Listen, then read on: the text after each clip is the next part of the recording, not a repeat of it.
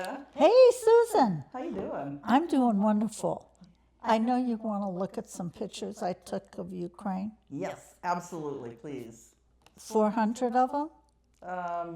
Maybe not all 400, Okay. but give me the highlights. I'll give you the highlights. All Thank right. you. This is very moving for me. I imagine. So, Attention, air raid alert. Proceed to the nearest shelter. Don't be careless. Your overconfidence is your weakness. Attention, air raid alert. Proceed to the nearest shelter.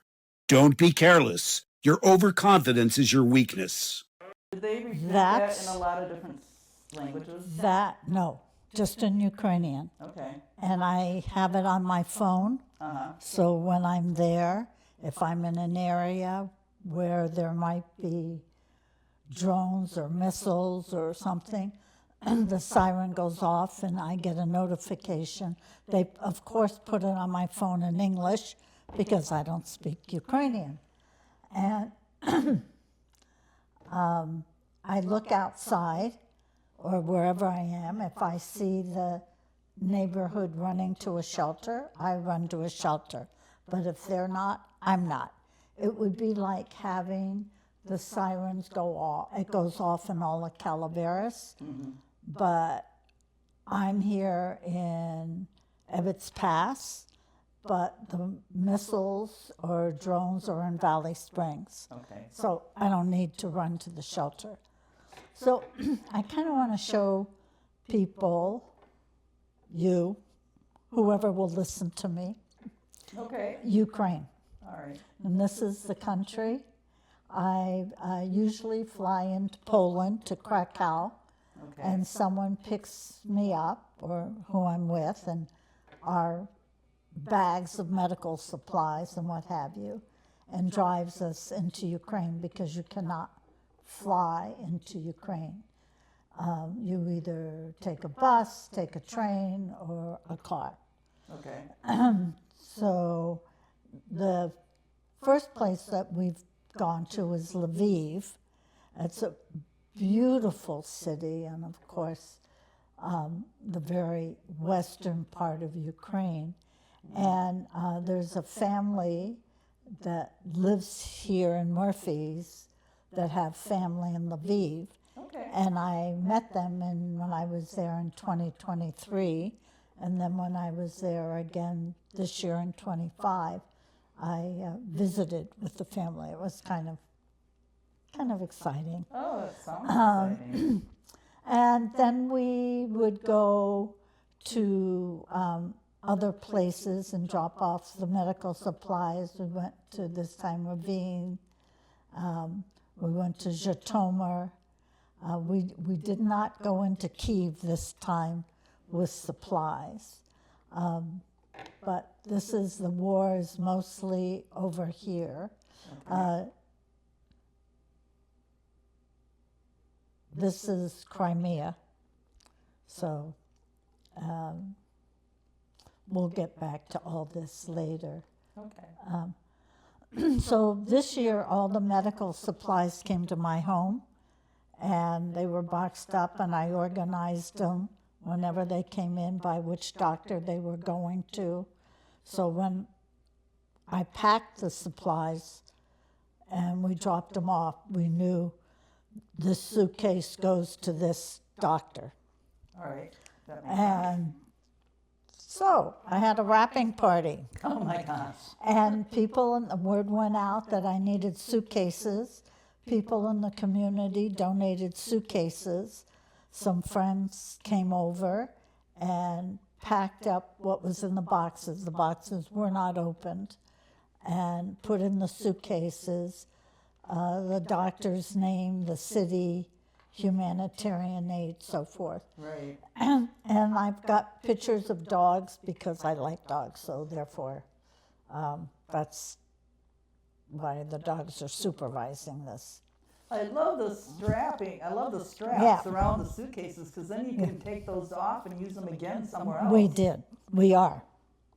And so, you will see over here it has Dr. Richter, fragile humanitarian aid, not for resale. Okay. And we had letters that showed where it came from, the nonprofit Hands On Global that the umbrella we work for. This picture is at the San Francisco airport. We also put numbers on each of the suitcases so we could see at a glance if we had all. Ooh, that's the ghost that lives in my house. Okay.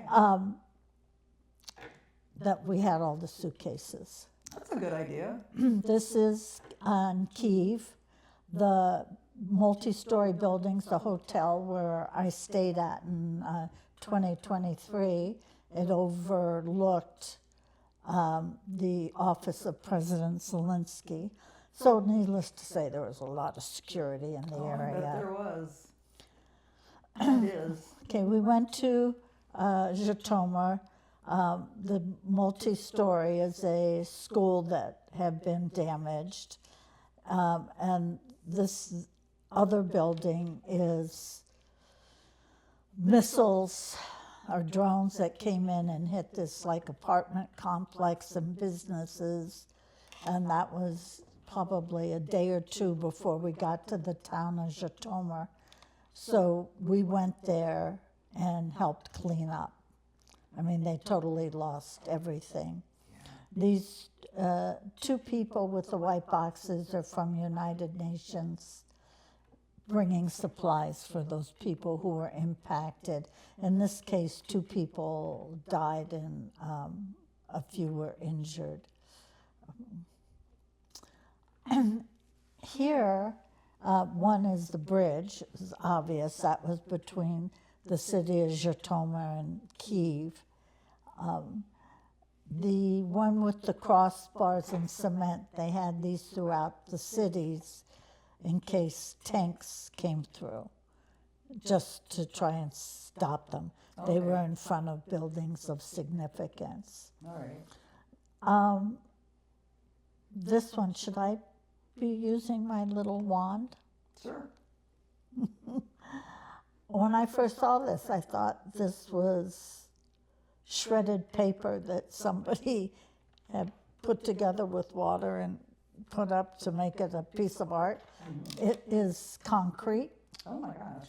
and it's there to protect the building from any missiles or drones as Okay. much as possible. Right. So Ukrainians are cognizant that the war is going on,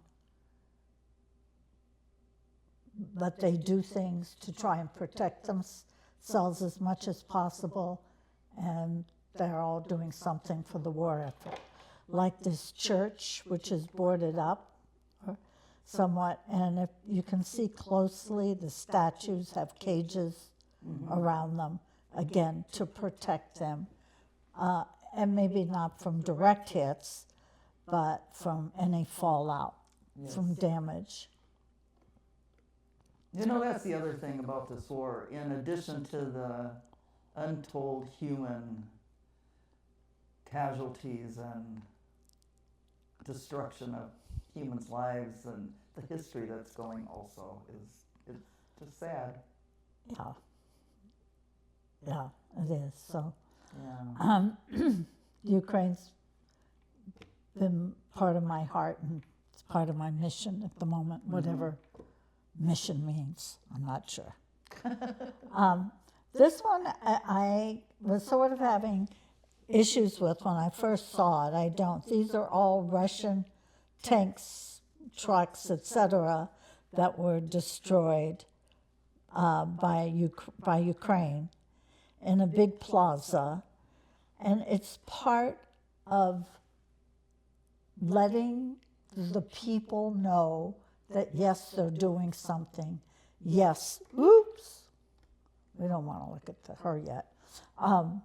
Yes, we're doing something, and this is what's happening. This is the results of what we're doing. They are extremely respectful of their military and soldiers, and we'll see more of that. This is what this community foundation, whose umbrella I worked under in the city of Jatoma, made for the press. Oh, nice. So they were just putting on me, and the back of it says press. Okay. So these happen to be two churches in this city where we did a lot of volunteer work. A friend was with me who's Catholic, and on Easter Sunday she wanted to go to Mass. I said, okay, I'm in, I'll go. Mm-hmm. So we wound up going to the tall church, looks like gray and white, for Mass. I can't tell you what it was. It was either in Ukrainian or Polish, because there had been a sign at, I believe, the Yellow Church that said Mass in Polish, and I didn't know if they did that at any one of them, but we were at church Easter Sunday, and like probably all Christians across the world going to church on Easter Sunday. Right. It didn't matter what the language was. Betty wanted to go, and I was up for going for a new adventure. Sure. This is an example of the respect that they show their soldiers who've died. There's one is in this park, and you just see signs. I have one I blew up just so you could see it better. Yeah. Of the soldiers who are just from this area. Any town you go to, in a little town, big town, they will have pictures of the soldiers from that area. You will see flags like this with soldiers' names. I took this when I was in Kyiv in 2023. So just kind of keep that in mind. Okay, this happened to be something I took off my phone at a point in time. I can look at my phone at any point in time, and this looks different. At this point in time, it showed where Russia was attacking Ukraine. And they were doing flyovers or missiles. This little brown one was that there was shelling attacked. And of course, this is Crimea. It's always there. If I looked at my phone now, this picture would be entirely different. So I look at it, when I'm over there, I'll look at it several times a day. Now it's maybe once or twice a day. Sure. But then there's a happy moment. I walk around the corner, and there's B.B. King. Oh, my God. I mean, it just, I was like, oh, my. I couldn't even speak. Here I am in a country at war.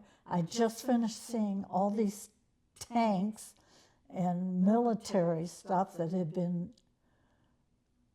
bombed out or destroyed by Ukrainians or Russians, and I'm feeling the weight of the war, and I turn the corner, and there's B.B. King. Oh my gosh. And it just took me to another place. It was a happy moment. It was just a happy moment. Attention, the air alert is over. May the force be with you. Oh, jeez. So this is on my phone also. This was on Sunday, May 4th, which somebody told me was Star Trek Day or something. Yeah, may the 4th be with you. May the Yes. 4th be. So on Sunday, May 4th, that's this Sunday, this past May 4th at 8:48 a.m., all of these were on my phone. Oh my gosh. That's, here's the air alert that came in at 1 a.m. And here, here's one Oh, that's when it was over, started the day before. Here was one at 4:18 a.m. There's an air alert, proceed to the shelter. And then 1 hour ago, which would have been at 7:48, they were telling me it's over. So I just blew it up so you could see. So that is also on my phone in English. The first time I heard go with the foot, I thought, no, I didn't hear that. But you don't do instant replay on these things. Right. So I had to wait till the second and the third. But yes, that's what they say. Oh, that's really interesting. Oh, okay. So this is at a train station I was at with the director of Hands on Global. We were waiting to take a train, and the lights went out in the station, and we just sat there. What do we know? This soldier could speak a little English. He came over and told us we had to get out. Oh, okay. Because the train station could be under attack. We said, okay, and we definitely moved pretty fast. Oh, I bet you did. He was in the area for physical therapy for injuries he's received during the war. The war is also an interesting word. When I was there in 23, of course, it started in 22, they called it the invasion. Mm-hmm. Today they call it war. Which it is. There I am, it's another dog. Those of you who know me know I really like dogs. And this was the railroad station dog just looking for food. So. And did you have dog biscuits in your purse? No. Oh, no. But I think next time I go, I'm going to take some. All right.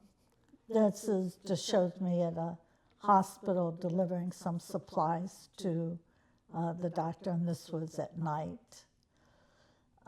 This was we did this year. I did this, I guess this was in April. The 3 docs here are all orthopedic surgeons. As they say, they're trauma surgeons now. They're not just orthopedic surgeons. Oh, I bet they These are. were the suitcases that we delivered to for Dr. Natali. It was under his name. We delivered them. Mm-hmm. But the fact that he's the one gentleman in the dark blue parka is head of the surgery department. I mean, these docs come out and meet us, That is and they talk amazing. to us. And then they want us there when they're opening the suitcases and the boxes. The doctor on the right, it just shows some of the things that we brought him. And I mean, I can't imagine a doctor in this country coming out to meet people. I mean, no offense, docs. Dr. Kalita would. Oh, yeah, he would. He would. Yeah, Dr. Kalita would. And there are a couple of others I know Yes. that would too. But But By and generally, large, by yes. and large. yes. But they were awesome. This is what we were bringing for a lot. These are called fixators, Okay. and they put them on their limbs. They could be on their limbs anywhere from 6 months to a year, and it hopefully keeps them from having to amputate. Here's some more examples. Yeah. And one of the things I wanted you to see were the sheets. Now, these are all sheets that have been donated to the hospital. You don't see a bunch of white sheets that are changed every day like we have. Uh-huh. And I have permission from all the soldiers to take the pictures.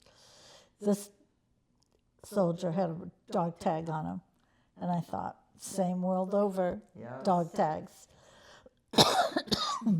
There were maybe 5 to 6 soldiers in a room, where we would have 1, maybe 2. Right.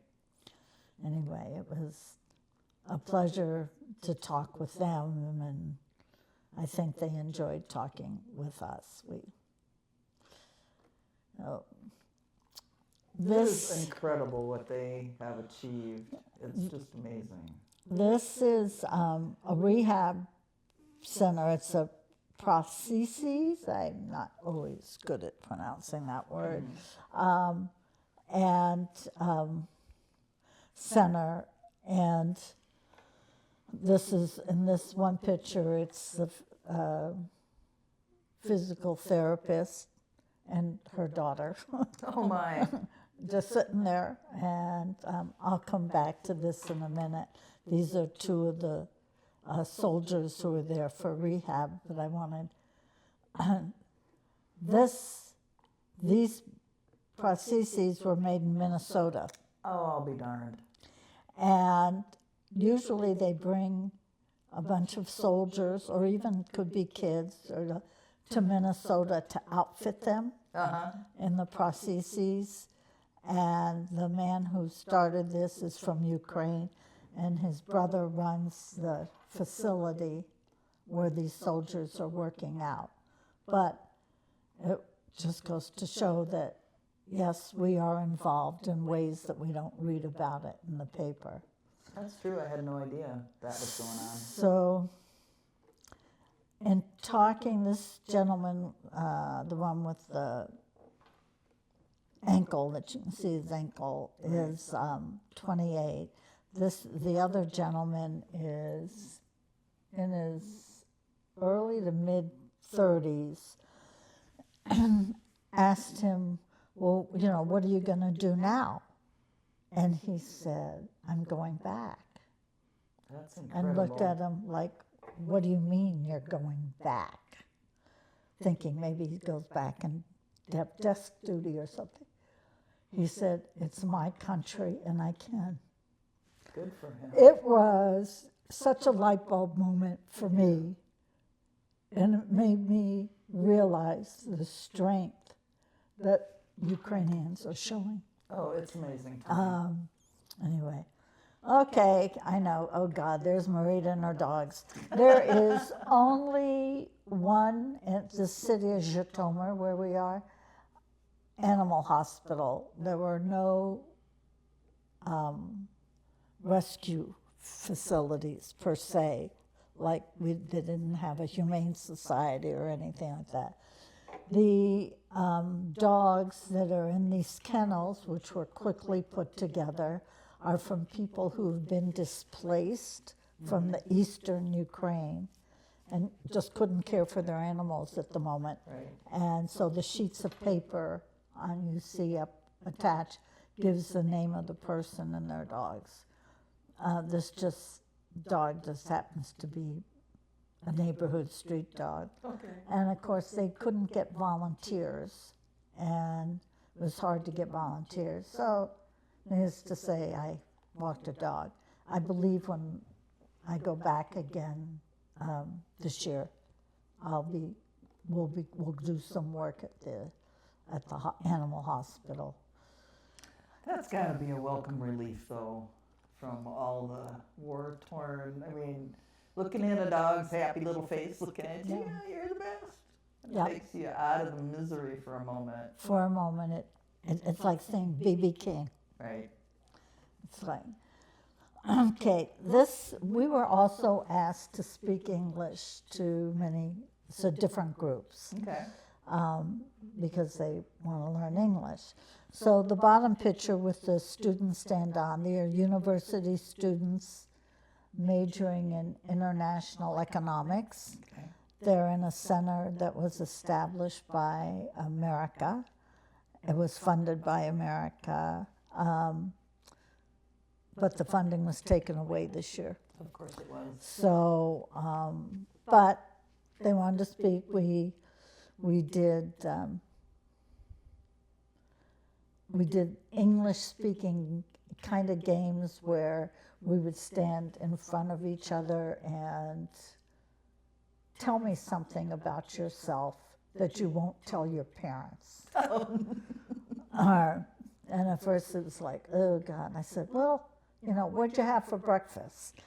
Just sort of you start out simple and you get a little more getting them because they all want to speak English. All right. Okay, the picture up there with the cross, this woman who is a pastor and she's also a professor at the seminary, has a lunch once a week for seniors. And they meet in this big room, and she calls them superheroes. Oh, nice. And they are out in the lobby, and the tables are all set up, and there's young volunteers there. And then when the doors open and they come in, we all clap.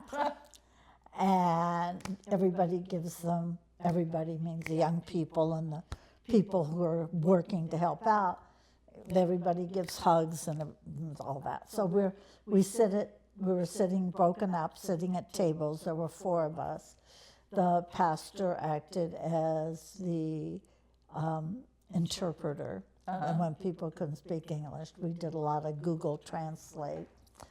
And then she had them playing games, moving their bodies, standing up. We did YMCA. And then she played some songs from different countries. They had to guess the countries. It was interesting. The questions they asked us were entirely different than the questions that the young people asked us. Like they asked Betty, a woman who was with me, how much did your tennis shoes cost? Interesting. What about Social Security? What about pensions? A lot of those type of questions. Okay, this other picture with me and 30-some students, I was asked if I would speak English to a university class, in the linguistics department. I said, of course. Okay, so I go into the classroom thinking there might be 10, 12 people in there, and God, there's 30 people, in good American style. I went, oh my gosh, how am I going to deal with this? And so I thought, okay, Merita, how do you relate here? So I talked about being in their city and how kind people have been to us, and all the pharmacies with their green crosses, so I always knew where a pharmacy was. And then I paused and I said, but in California where I live, a green cross means marijuana and cannabis. Well, they just all cracked up, broke the ice, and we talked. Yes. So it was a very wonderful experience for me, and I hope for at least some of them. But people were always wanting to speak English. These are the grandmothers, or the Babushka Battalion, as one of the soldier units called them. We brought them a couple of sewing machines. They made clothes for the soldiers or for people who've been displaced due to the war, and they tried to make them fun. I love those underwear. That is so that amazing. for that brief moment in time, when they would put that underwear on, they could smile Exactly. and then go back to whatever. And what a beautiful quilt. Oh my goodness. This quilt was made by a church group in Hawaii that was a gift to the women, to that's nice. to the grandmothers. Are quilting groups sending quilts over? No, I don't. Well, they might be. Some of them might be. Okay. Yeah, because there was a group called Quilters for Peace and Knitters for Nice. Peace. Yeah. The flags, almost everywhere you'd go, you would see the flag, and they'd all be signed by soldiers of a given unit. So here we are. This was probably one of the more meaningful things I felt we were doing. We were making camouflage covers for the equipment in the field. my sister and the woman that heads up the Jatomer Community Foundation. The first time we went to one, the woman showed us how to, I call it weaving, the canopy covers. Okay, that's fine. So then we went to the second location where we did this, and they said, oh no, this is how you do it. Okay. Oh, okay, we'll do it your way. Sure. Then we went to the third one. Yeah, you got it. Different than the second and the first. And by the time we went to the fourth location, how would you like us to weave? But it was very meditative. It was usually very quiet doing it. I mean, sometimes there'd be verbal talking between some of the Ukrainian women, but normally it was not. It was very serious. You didn't want to make a mistake because of what this was for. Right. And that's what it's for. That's amazing. That shows the canopy covers out in the field. So, my tech person that helped me put my slides together insisted that I have this. Okay. I did not want it. I take no responsibility for this picture. This is what a soldier wears when they are on the ground, crawling, moving, separate from the canopy covers, camouflage covers that go over equipment and stations. Oh, this was another one of those aha moments. This was just down from the hotel we stayed in, and we're getting up and we're walking, of course, looking for coffee. And I hear this voice talking, not understanding. See these people on the side of the road with signs. We thought, they are protesting. And I am telling you, I am a good protester. I have protested many places on many things. We'll go join them in protesting. Well, we got close and realized they were not protesting. They were all holding signs of a soldier who died. Oh. And then everywhere in Ukraine at 9 o'clock. Attention. National moment of silence.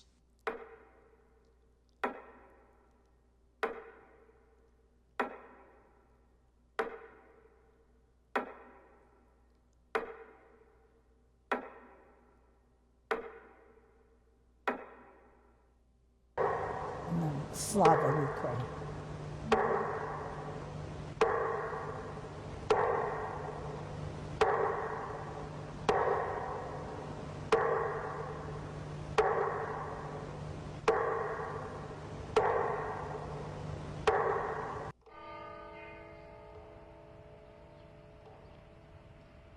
Bus stops, traffic stops, everything stops. Whether it's in a small village or a city, it matters not. At 9 a.m., they do this. Again, it's consistent respect for what's happening. Now, mind you, they're at a country in war, Sure. but I'm not sure I've ever seen this in other countries. Thank you. Yeah, I've never heard about anything like that happening. Elsewhere. it, yeah. So then we have this. Oh my.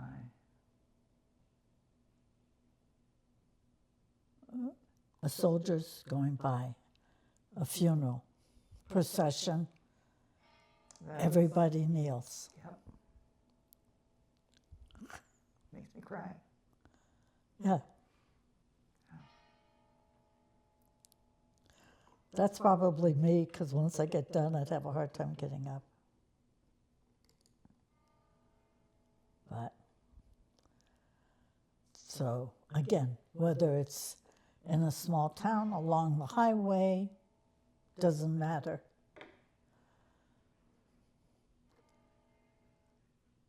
So this is, as you can tell, was my Google Translate. These were signs, bulletin boards, you could say, along a walkway, and I wanted to know what it said. Oh, nice. And this is, again, another way they honor their soldiers. So it's sort of very respectful. Again, it does keep it in your mind that we are at war. Yeah. This is a group, husband and wife, this gentleman and this, she's a nurse, and he was a social worker. They went to Ukraine, bought some property, and started a home for disabled men. And this was taken in then 23. And then this year we went back, their farm, and did some cleanup work. Again, Nice. just volunteering, whatever, needs to be done, and we wanted to see them again. This is their daughter. So I just thought I'd share. These are just some of the things that we did when we were there. Okay, in this one, people who were displaced due to the war, I don't know why I said it sounds a little redundant. People who were displaced, who were in Zhytomyr, and Zhytomyr welcomed them, found places for them to live, food, clothing, so forth. They wanted to give back to the community, so they found this location called Alley of the Lilacs. Oh. And they were wanting to plant lilac trees to thank the people of the community for what they did for them. Oh, how wonderful. So we're out planting lilac trees. Okay. Okay, again, this remembers the picture I showed you that I took in Kyiv. Everybody's name. There it is. There we are now. Oh, that's unbelievable. And there's the hotel where Yeah. I stayed. Yeah, there's flags of different countries here of people that have died. So, okay. Hi, I'm Kathy from Poway, California. I'm Tama from Napa, California. And I'm Merita from Murphy's, California. We are with Hands On Global. We're American volunteers who came to Ukraine, not just to deliver 15 suitcases of medical supplies, but to stay, to help, and to witness. This full-scale invasion has raged for over 3 years. Being here, working side by side with Ukrainians, has changed us in ways we never imagined. We spent a day with a group of elderly women who call themselves grandmas for the soldiers. For years, they've been sewing clothes and knitting socks, not for family, but for the young men and women defending their country. One woman gently showed me how to tuck a rolled t-shirt between hand-knitted socks and bedding. She cried when she told me where the box was going, a village just hit by Russian missiles.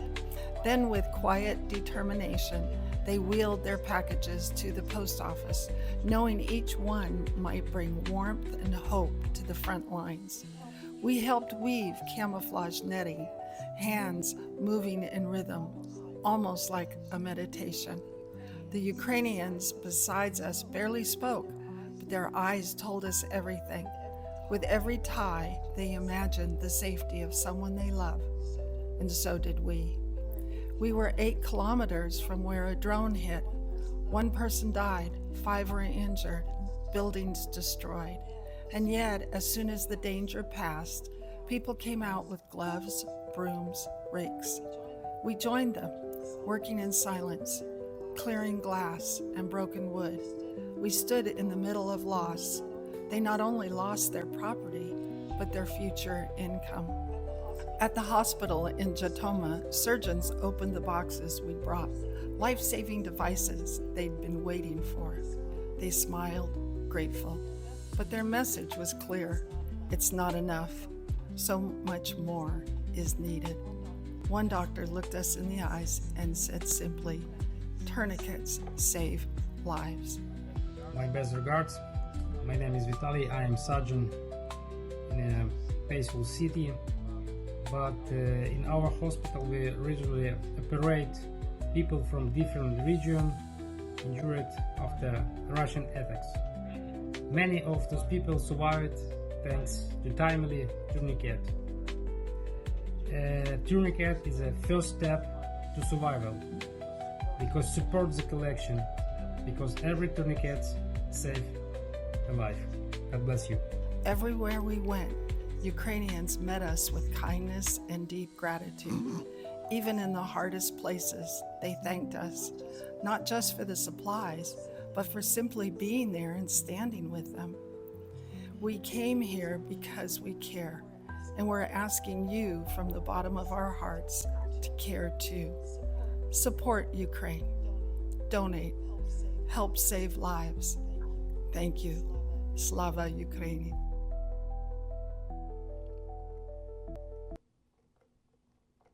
Okay, now for those of you who shop local, you can go try and find where this sign is. All right. It is in a business in Calaveras County. So, Susan, When I find it, I'll let you know. I'll find it and let me know where it is. I will do So that. this is just some of the things we did when we were there. That is amazing.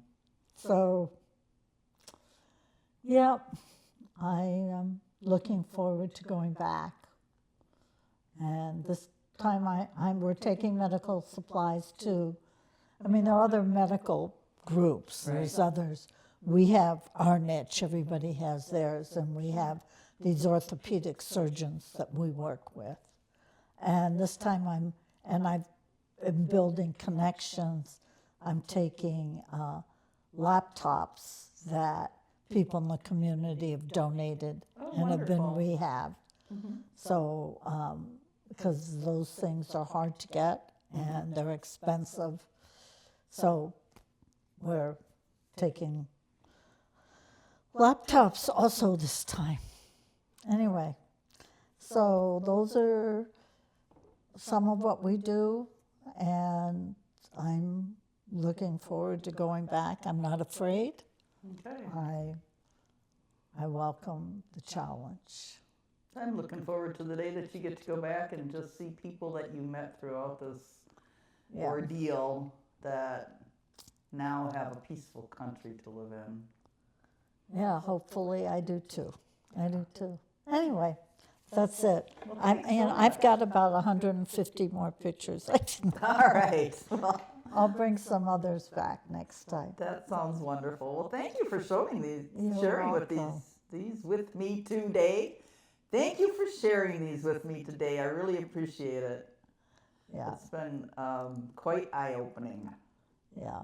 And I think what I have a hard time understanding is that even though the country is at war, people are still going about their daily lives. Yes. It's just amazing to me. The feeling is that if we don't do that, Putin wins. Exactly. And everybody, they don't talk about the war generally, but everybody is doing something for the war effort. You know, whether it's the weaving or all of a sudden you walk by a storefront and they have the frames in there and they're weaving. Okay. You know, or whether they're having, and we went to a soccer fundraiser to raise money to buy drones. I've never gone to a soccer fundraiser to raise money to buy a drone. No, I've absolutely never not. checked in a hotel and asked, where's the bomb shelter? Yes. But they're not afraid. I mean, one woman that we worked with at the foundation, she lived out of town and she was impacted by the sirens. And she and her son went and slept in the hallway of their home because it said you want at least 2 walls between you and the outside.